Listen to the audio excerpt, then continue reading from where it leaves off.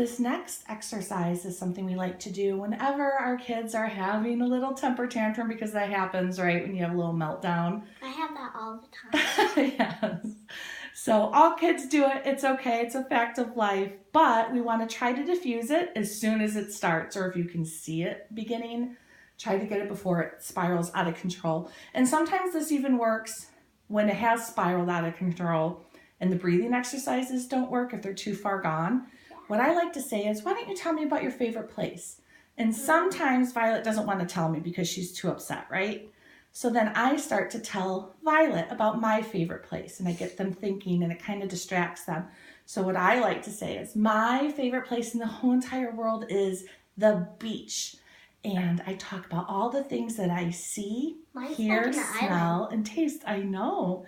So Violet is really spiraled out of control, I say, and she doesn't want to tell me about her favorite place. I say, well, my favorite place is the beach.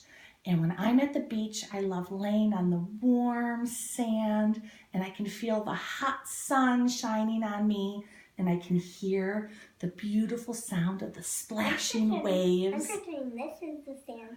That's a good idea. Hot, it is. It's hot. Do you feel it on your toes? We like to talk about all 5 senses because it really gets kids engaged, and they start to forget about what they're melting down about, and they start thinking about something that makes them happy. So when you see that they're calm enough to speak, then you ask, hey, Violet, tell me about your favorite place. What's your favorite place in the whole entire world? Mackinac Island and the beach. Mackinac Island and the beach. And what do you like to do at Mackinac Island? What's your dance? And win prizes. And win prizes. And go on a, remember last time our horse was named Fiona? I think our horse was named Mabel. Mabel. Do you remember that? Yeah. And what did the horse smell like?